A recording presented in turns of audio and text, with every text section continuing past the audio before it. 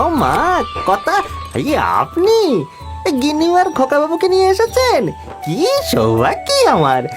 আমি যে আর ভাবতেই পারছি না। আর কি বলবো বলো, তোমার কর্তাবাবুকে কতবার বলেছি, তা উনি আমার কথা কানেই তোলেন না। আর রাখাল, তুমি ভালো আছো তো? আগে হ্যাঁ গিন্নিমা, এই এত বড় বাড়ি আগলে রয়েছি, ভালো তো থাকতেই হবে। এই ছোট খোকাবাবু, কত বড় হয়ে গেছো তুমি! তোমাকে এতদিন পরে দেখে খুব ভালো লাগলো রাখাল কাকা। হ্যাঁ, হয়েছে হয়েছে। রাখাল, এই জিনিসপত্রগুলো ভেতরে ঢুকিয়ে দে তো। আর হ্যাঁ, উকিল বাবুকে শিগগির খবর দে, যত তাড়াতাড়ি সম্ভব আমি এখানের কাজ ছেড়ে ফেলতে চাই। এই এতদিন পরে এই তো এলেন কর্তা, এখন কিছুদিন থাকুন। ও, তোর বাজে বকার স্বভাবটা আর গেল না। যা বলছি কর না। এই, তোমরা ভেতরে চলো তো।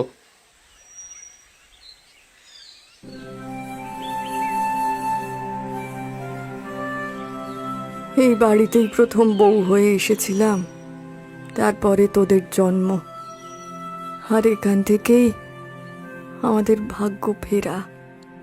কত স্মৃতি জমে আছে।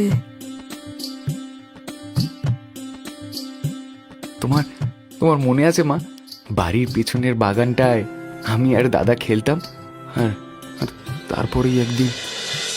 ওহ, তোমরাও না সত্যি এখানে দাঁড়িয়ে দাঁড়িয়ে কি করছো? ওদিকে রান্নার কি ব্যবস্থা হবে দেখো। আচ্ছা বাবা, আমরা এই বাড়ি ছেড়ে চলে গেলাম কেন? এমনি এমনি এমনি তুই তুই খুব বাজে প্রশ্ন করিস নীলু। হ্যাঁ, চল চল, শিগগির স্নান করে নিবি, চল, তারপর খেয়ে একটু বিশ্রাম নিবি। মধুপুরে তখন রাত নেমেছে। রাতের খাবার শেষ করে প্রতাপ আর তার ছেলে নীলু শোবার ঘরে চলে গেছে। রান্নাঘরের কাজ সেরে রুমা রাখালকে বলল, রাখাল, তোমার খাবারটা ঢাকা রইল, খেয়ে শুয়ে পড়ো।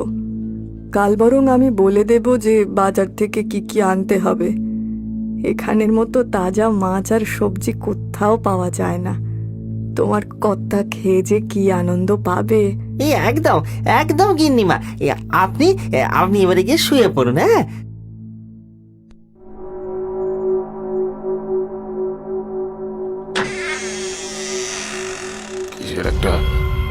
কিসের একটা শব্দ হলো না? প্রতাপ স্পষ্ট দেখতে পেল দেওয়ালে একটা ছোট ছেলের ছায়া। নিমিষে ছায়াটা তার কাছে এগিয়ে আসছে। প্রতাপের গলার কাজটা যেন ভার হয়ে আসছে। ভয়ে আতঙ্কে তার গলা দিয়ে একটা শব্দও বেরোচ্ছে না। সে চেষ্টা করছে স্ত্রীকে ছেলেকে ডাকার, কিন্তু পারছে না।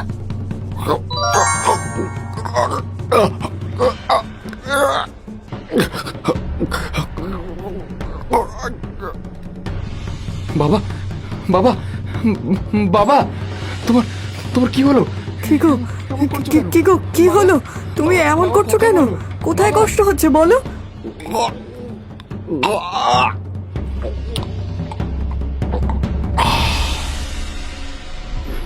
বাবা, গো, এ কি হয়ে গেল? কি সর্বনাশ হয়ে গেল?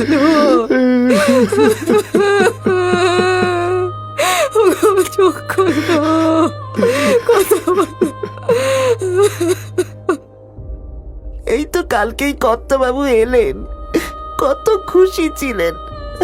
এক রাতের মধ্যে কি যে হয়ে গেল ছোট খোকা, আমি যে ভাবতেও পারছি না।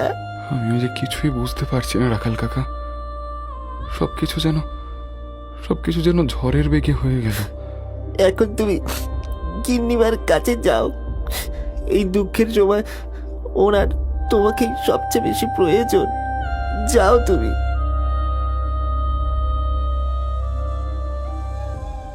মা, মা, শান্ত হও মা, নিজেকে সামলাও। আমাদের হাতে যে কিছুই নেই মা, কি করবো আমরা বলো? এমনটা কি করে হয়ে গেল রে নীলু? আমরা কত আনন্দ করে এখানে এলাম, ভেবেছিলাম কটা দিন খুশিতে কাটাবো, আরে সেই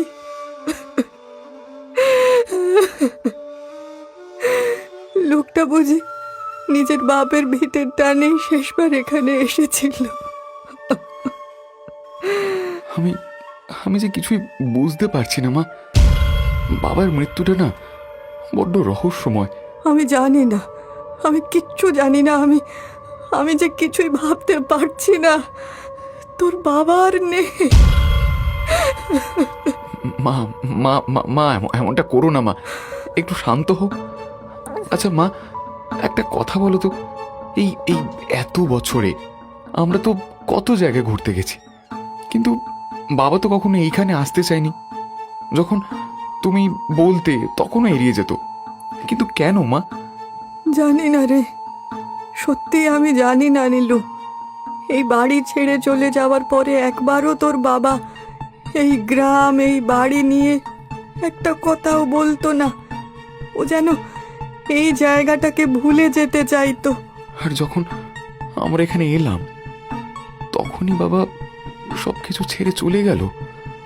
নীলু, আমার আর একদিনও এখানে ভালো লাগছে না রে। তুই তাড়াতাড়ি উকিলের সঙ্গে কথা বলে নিয়ে এই বাড়িটাকে বিক্রি করে দে, তারপরে আমরা ফিরে যাব। হ্যাঁ মা, তুমি তুমি একদম ঠিক বলেছো। আমারও এখানে আর একটা মুহূর্তের জন্য ভালো লাগছে না। আমি আমি আমি কাল পরশুর মধ্যেই এই বাড়ি বিক্রির কাজ সম্পূর্ণ করে ফেলবো। কথা মতোই নীলু পরদিনই উকিলের সাথে কথা বলতে চলে গেল, কিন্তু উকিল তাদের কয়েকটা দিন অপেক্ষা করতে বললেন। রুমা সেদিন নিজের ঘরে বিছানায় শুয়ে আছে। হঠাৎই দরজার কাছে একটা ছায়া দাঁড়িয়ে আছে। ভয়ে আতঙ্কে রুমা চিৎকার করে উঠল, কে কে কে ওখানে? ও তোমাদের বাঁচতে দেবে না, চলে যাও, চলে যাও। কে কে ওখানে? আমি বলছি কে ওখানে? মা মা মা- মা কি কি- কি হয়েছে? কি হয়েছে মা? তুমি তুমি এমন চিৎকার করছো কেন? একটা ছায়া, নীলু, নীলু, একটা কালো ছায়া এসে ভ্যাস ভ্যাসে গলায় কি একটা বলে চলে গেল। নীলু, আমি আমি সত্যি বলছি, আমি সত্যি বলছি রে, বিশ্বাস কর। আমি আমি আমি আমি জানি মা তুমি সত্যি বলছো, কারণ কারণ কারণ আমিও যে ওই ছায়া মূর্তিকে দেখেছি। আর আর তার আড়ালে একটা ছোট্ট ছায়া। হ্যাঁ নীলু, তুই ঠিক বলছিস। আর কালকে জানিস, কাল রাতে আমি স্পষ্ট দেখেছি আমাদের কুয়োতলায় বসে কেউ যেন কাঁদছিল। আর আমি আমি পরশুদিন যখন গ্রামের ক্ষেতের দিক থেকে ফিরছিলাম, আমি পরিষ্কার শুনতে পেয়েছি মা, কেউ কেউ আমাকে চলে যেতে বলছে। নীলু, আমার আর ভালো লাগছে না রে। এই বাড়ি, এই টাকা, আমার আমার কিচ্ছু চাই না। এখানে আমি আমার স্বামীকে হারিয়েছি। আজ থেকে 18 বছর আগে আমি এখানে। গিন্নিমা, এই উকিল বাবু খোকাকে ডেকে পাঠিয়েছেন। হ্যাঁ ঠিক আছে, নীলু, নীলু যা বাবা, দেখ দেখ গিয়ে কি বলে। যদি দেরি হয় বলিস আমাদের এসব চাই না, আমরা শুধু এখান থেকে চলে যেতে চাই। রুমার কথা মতো নীলু উকিলের কাছে গিয়ে দেখা করে বাড়ি বিক্রির সমস্ত কাজ সেরে ফেলল। পরদিনই রুমা আর নীলু বাক্স প্যাটরা নিয়ে গরুর গাড়ি চেপে রওনা হলো। তারা আর কখনো এই গ্রামে ফিরতে চায় না। কিন্তু গরুর গাড়ি কিছু দূর যেতেই তারা অবাক হয়ে দেখল পথের মাঝে একজন লাল পোশাক পরা সাধু মতো ব্যক্তি হাত নাড়ছে। গারোয়ান, গাড়ি দাঁড় করো তো, সামনে একজন দাঁড়িয়ে রয়েছে দেখছি। খোকা বাবু, আমি সামনেটায় নেমে যাব, একটু যদি গাড়ি করে ছেড়ে দিতে। আরে হ্যাঁ হ্যাঁ, আপনি উঠে আসুন বাবা। নীলু, সরে বস। এই তোমরা বুঝি এই গ্রামেরই বাসিন্দা নাকি? হ্যাঁ, আগে না বাবা, আমরা এখানে একটু বিশেষ কাজে এসেছিলাম। এবারে চিরদিনের মতো এই গ্রাম ছেড়ে চলে যাচ্ছি। নিজের বাবার কালো অতীত না জেনেই চলে যাবি তোরা? তার মানে কি বলতে চাইছেন আপনি? একটা হতদরিদ্র লোক কিভাবে রাতারাতি বড় লোক হয়ে গেল সেটা কখনো জানতে ইচ্ছা হয়নি? আর তুমি বউ, তুমি কখনো জানতে চাওনি যে তোমার বড় ছেলে কোথায় গেল? মানে আপনি কে? আর আপনি লালুর ব্যাপারে কি জানেন? কেন, তোমার স্বামী কখনো তার বিষয়ে কিছু বলেনি? না, কখনো না। ও বলেছিল আমার আমার লালু আমার লালু নদীর জলে পড়ে তলিয়ে গেছে, কিন্তু কিন্তু আমি ওর কথায় কখনো বিশ্বাস করতে পারিনি, কারণ ওর গলায় একটা অদ্ভুত দ্বিধা ছিল। আপনি আপনি কি জানেন বলুন, কে আপনি? আর কি বলতে চাইছেন আপনি? আমরা গরিব ছিলাম, তাহলে এত সম্পত্তি এত টাকা এলো কোথা থেকে? কোথা থেকে এলো সেটা আমি বলবো, কিন্তু তোমার বাবার জীবনের প্রথম দিকটা তো তোমার মাই বলতে পারবে খোকা। তোর বাবার সঙ্গে যখন আমার বিয়ে হয় তখন উনি নিঃস্ব, আমি অনাথ মেয়ে, তাই কাকা কাকি পাত্রস্থ করেও নিশ্চিন্ত হয়েছিলেন। আমি যখন তোর বাবার সঙ্গে এক চালার ঘরে আসি তখন তোর বাবা লোকের জমিতে খাটত, কোনোদিন একবেলা খাবার জুটত, আবার কোনোদিন কেবল জল খেয়েই দিন কাটত। এর মধ্যেই একদিন, হ্যাঁ গো, এইভাবে আর কতদিন চলবে বলো তো? আজকে খগেনের মা দয়া করে দুটো চাল দিলে তাই ফুটিয়ে দিলুম, নইলে তো। কি করবো রুমা, কত জায়গায় যে কাজের জন্য বললাম, এমনকি ভট্টাচার্যি বাড়িতে বললাম ওদের চাকরের কাজ করব, কিন্তু কিছুতেই তো কিছু হচ্ছে না গো। এখন না হয় এইভাবে চলছে, কিন্তু এরপরে যখন ওরা হবে তখন কিভাবে কি হবে বলো তো? ওরা হবে মানে কি বলছো কি রুমা? তুমি বাবা হতে চলেছ গো, আমাদের ঘর আলো করে সন্তান আসছে গো। কি তুমি তুমি সত্যি বলছো রুমা? তুমি মা হতে চলেছো? হে ঈশ্বর, আজকে আজকে যে আমি কি খুশি। আরে হ্যাঁ গো হ্যাঁ, আর কিছুদিনের মধ্যেই আমাদের ঘর ভরে যাবে। কিন্তু কিন্তু কিন্তু কি রুমা, এমন খুশির দিনে তুমি মুখ কালো করে আছো কেন? ওগো, ছেলে পুলে হওয়া মানে যে আরো পেট বাড়বে, এদিকে আমাদের দুজনের দুই বেলা খাবার জোটে না, কি করব আমরা? তুমি তুমি মিথ্যে ভাবছো রুমা, দেখবে আমাদের সন্তান আমাদের ভাগ্য বদলাবে। বলে না, বাচ্চারা নিজের ভাগ্য নিজেই নিয়ে আসে। তুমি একদম ভেবো না, ঈশ্বর সব ঠিক করে দেবেন। কিন্তু তোর বাবার কথা ঠিক হলো না। সঠিক সময়ে আমার কোল আলো করে তুই আর তোর দাদা এলি। দুই ছেলেকে একদম এক দেখতে হলেও তোর হাতে 5টা আঙুলের জায়গায় 6টা আঙুল ছিল। দুই ছেলে হওয়ার আনন্দে আমরা যেন সব দুঃখ ভুলে গেলাম, কিন্তু কিছুদিনের মধ্যেই বুঝলাম আমাদের অবস্থা আরো শোচনীয় হয়ে উঠেছে। তোর বাবা সারাদিন পরিশ্রম করে সারা রাত খেটে যেটুকু রোজগার করত তাতে তোদের পেটের খাবার দিতাম, কিন্তু এইভাবে দিন কাটলো না। তোরা যখন 3 বছরের হলি তখন একদিন লালুর খুব জ্বর হলো। মা, ও মা, বাবা কখন আসবে মা?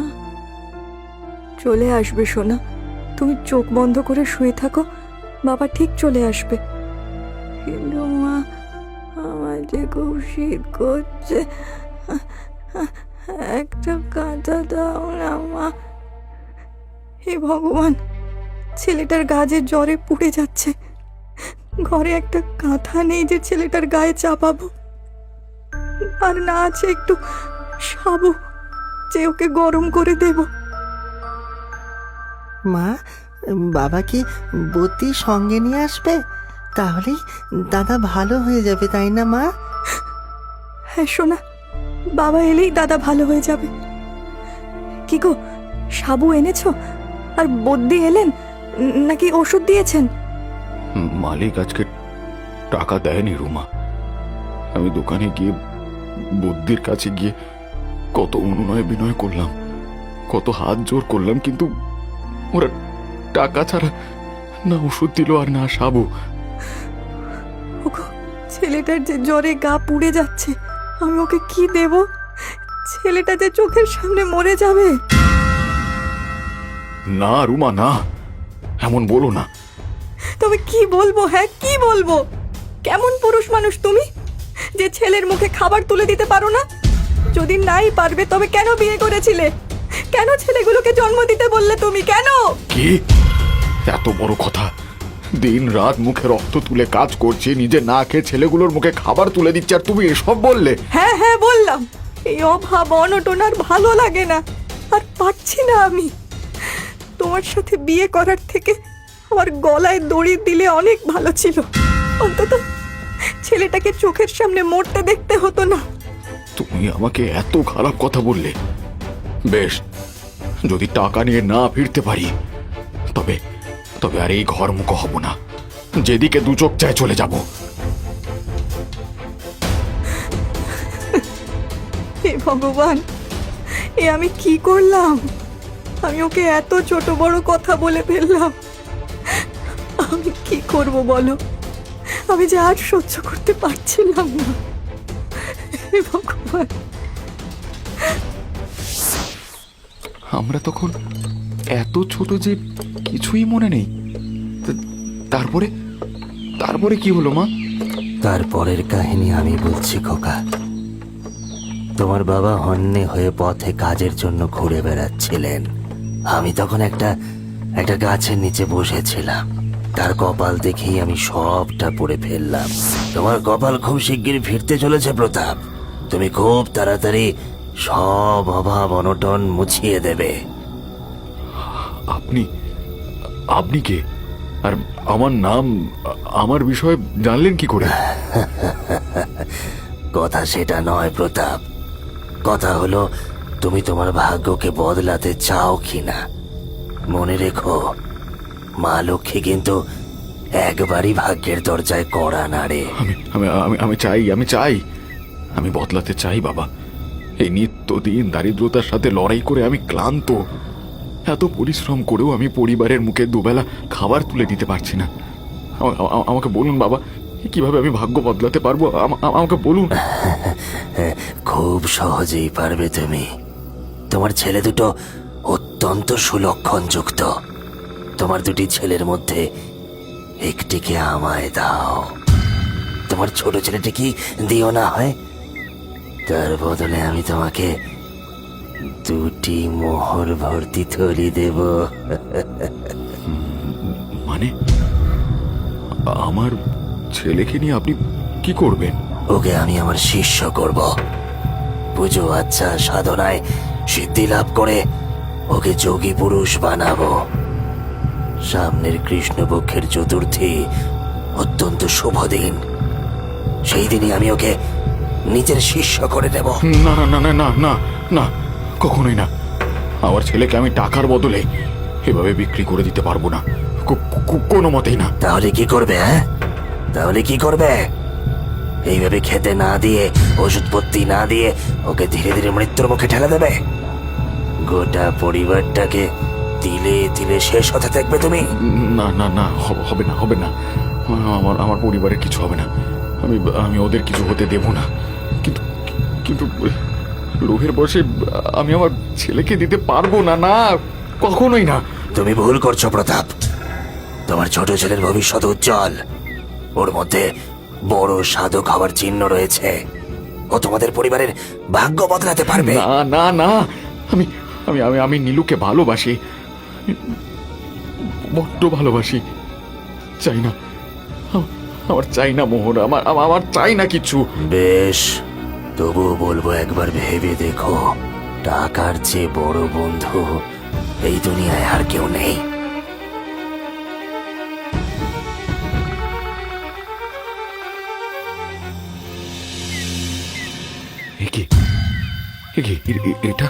এটা এখানে এলো কি করে? বাবা কি তাহলে ইচ্ছে করে রেখে চলে গেলেন? আমি এটা নিয়ে কি করব? লালুর জ্বরটা কমেনি, আর একটা দানা পানি নেই। না না না না না, এই মোহরটা ভাঙিয়ে বরং বুদ্ধির কাছ থেকে ওষুধ আর চাল ডাল সাবু কিনে নিয়ে যাই। হ্যাঁ হ্যাঁ। প্রতাপ ওষুধের সাথে চাল ডাল কিছু সবজি কিনে যখন বাড়ি ফিরল তখন রাত হয়েছে। সে বাড়ি ফিরেই দেখল রুমা অস্থির পায়ে পায়চারি করছে। প্রতাপকে দেখেই তার পায়ে পড়ে বলল, ওগো ওগো, আমাকে তুমি ক্ষমা করে দাও। এর আগের মাথায় কি বলতে কি বলে ফেলেছি আমি নিজেই জানি না। আমাকে ক্ষমা করে দাও আরে তুমি। আরে আরে আরে, কি কি কি করছো কি রুমা? ওঠ ওঠ ওঠ ওঠ। আরে দোষ তো আমারই। আমি তোমাদের দুবেলা পেট ভরে খেতে দিতে পারি না। বাবা হওয়ার কোন কর্তব্য পালন করেছি বলো তো আমি এখনো অবধি? ছাড়ো, লালু কেমন আছে? ওই ওই রকমই, জ্বরের ঘরে ভুল বকছে। এই নাও এই নাও এই নাও, এটা ওর জন্য। এই ওষুধ আর এই সাবু, আর এই রইল চাল ডাল সবজি। শিগগির ওকে ওষুধ খাইয়ে এগুলো রান্না বসিয়ে দাও। এগুলো এগুলো তুমি কি করে আনলে? টাকা পেলে কোথায়? ওই একটা টাকা বাকি ছিল, মালিক মিটিয়ে দিলেন। তুমি আর প্রশ্ন করো না, তুমি যাও ওষুধটা লালুকে দিয়ে দাও দেখি। রাতের মধ্যে ওর জ্বরটা ছেড়ে যাবে দেখো। ও, তরকারিটা কি ভালো হয়েছে মা। কতদিন পরে ভাত ডাল আর তরকারি খেলাম।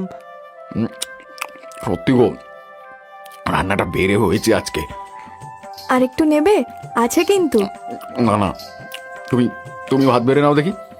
কতদিন একসাথে খাইনি বলো তো আমরা। এই হ্যাঁ গো, লালুর জ্বরটা ঈশ্বরের কৃপায় ওর জ্বরটা ছেড়ে গেছে। সাবু খেয়ে ছেলেটা শান্তিতে ঘুমাচ্ছে। সত্যি গো, আজ অনেক দিন পরে যেন একটু স্বস্তি বোধ হচ্ছে। বাবা, আমরা প্রতিদিন কেন এমন পেট ভরে খেতে পারি না? অলোক, বিমল, রামুরা রোজ পেট ভরে 2 বেলা খায়। আবার জানো, শেখর ডিম খায়। মা, ও মা, মা, এই ডিম কেমন খেতে গো? ভালো খেতে নিল। যা, এখন গিয়ে মুখ ধুয়ে শুয়ে পড়, রাত হচ্ছে তো।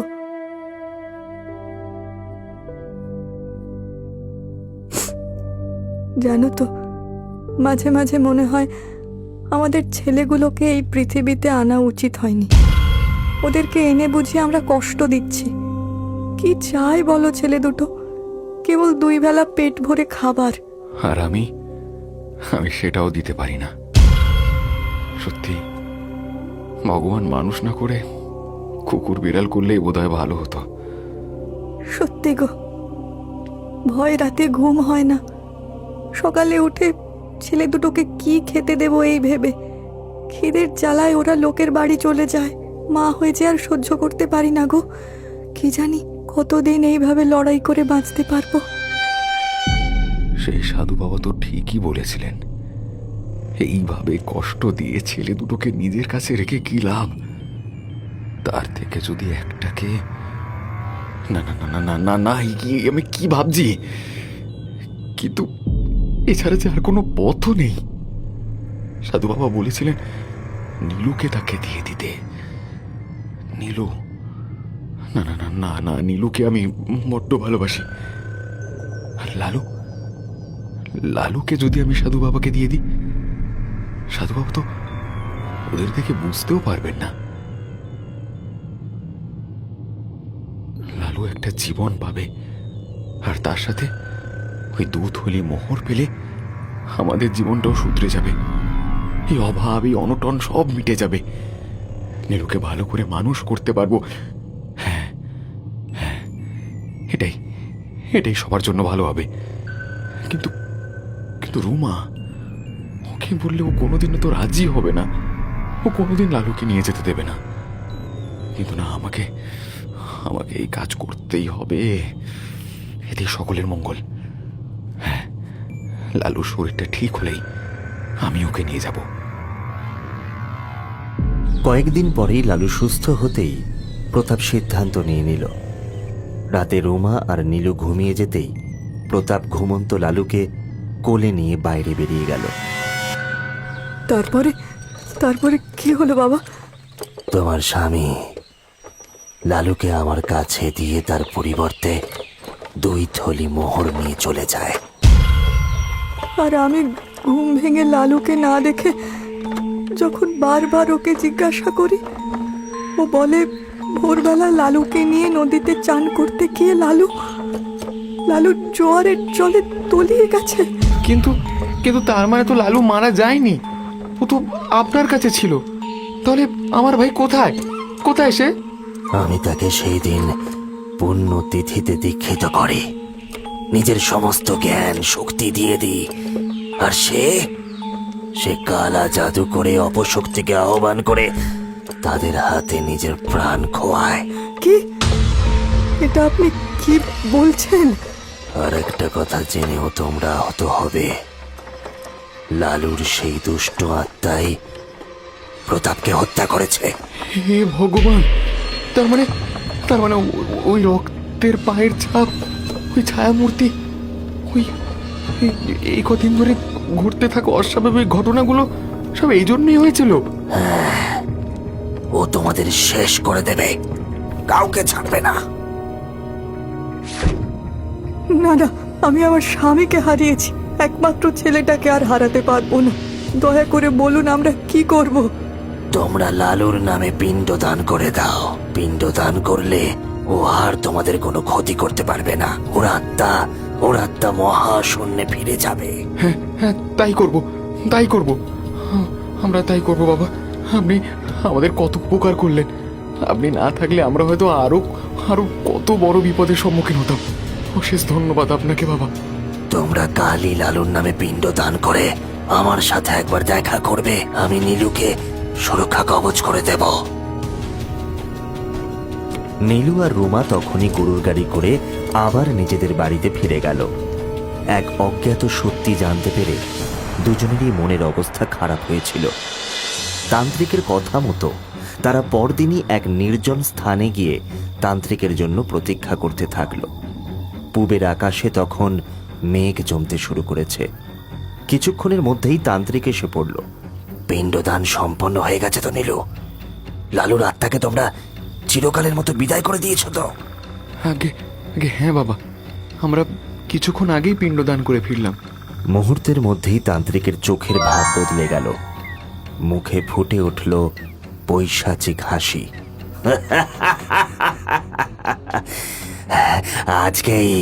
আজকেই আমার এতদিনের প্রতীক্ষার শেষ হবে। যেই আকাঙ্ক্ষা আমি বুকে চেপে রেখেছিলাম, আজকে সেটা পূর্ণ হবে। তোদের গোটা বংশ নির্বংশ হবে আজ।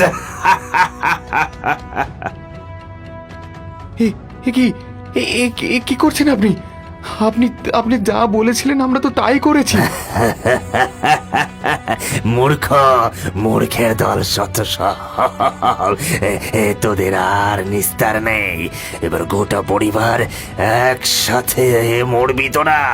আমার সাথে চালাকি, আমার সাধনায় বাধা দিয়েছে তোর বাপ। তোদের আমি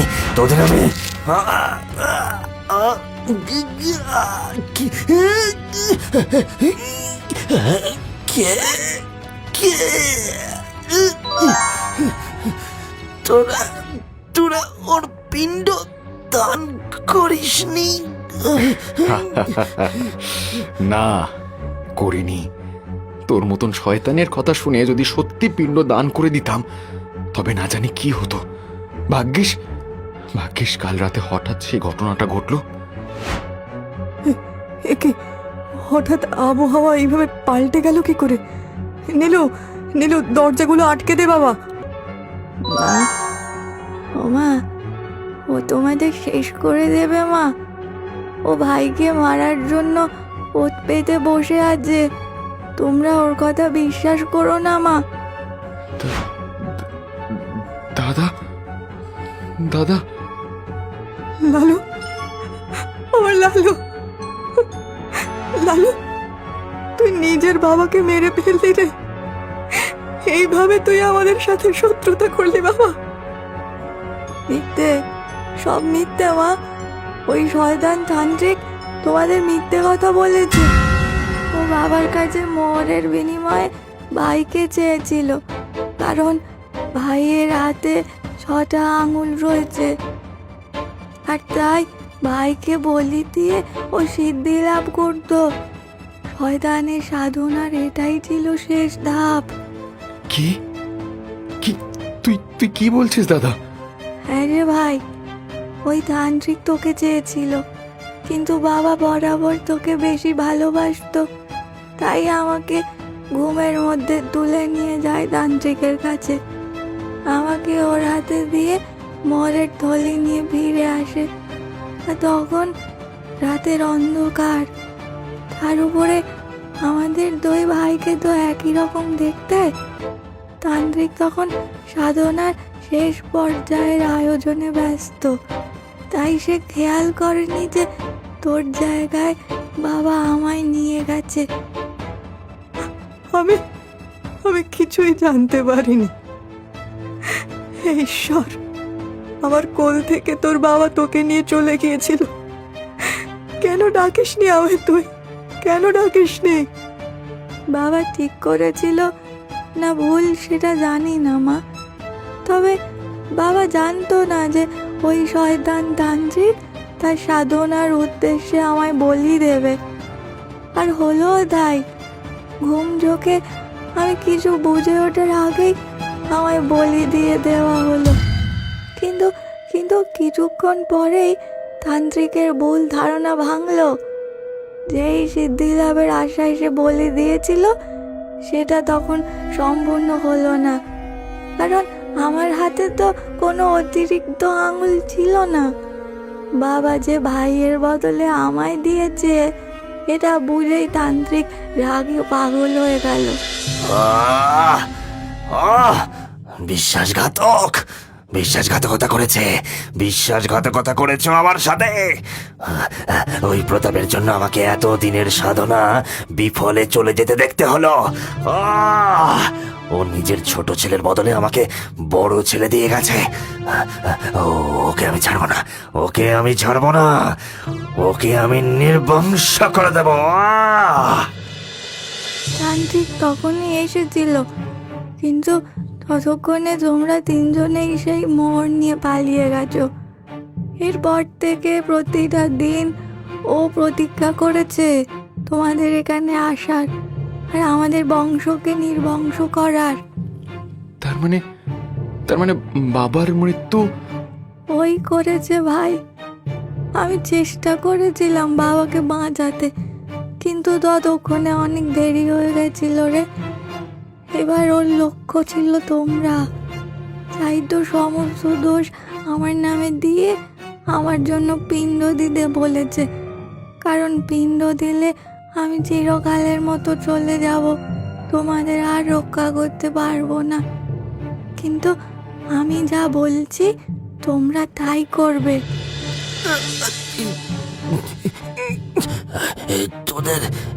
তোদের আমি ছাড়বো না। চলো না, তোরা আমার সাথে ছলনা করেছিস।